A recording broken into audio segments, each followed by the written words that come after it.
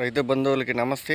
మీరు చూస్తున్న మనపల్లి మన పంటల యూట్యూబ్ ఛానల్. ఈరోజు 10వ తారీఖు 7వ నెల 2020 సంవత్సరం గురువారం. ఇంకా మదనపల్లి టమాటా మార్కెట్లో ధరలు ఏ విధంగా జరుగుతున్నాయి లేట్ చెక్కని వీడియోలోకి వెళ్ళిపోదాం. ఇంకా మదనపల్లి టమాటా మార్కెట్లో ఇప్పుడైతే 600 రూపాయలు అయితే టాప్ అయితే పడింది. 600 రూపీస్ టాప్ అయితే పడింది. ఇంకా 500 పైన అయితే యావరేజ్గా వెళ్తున్నాయి.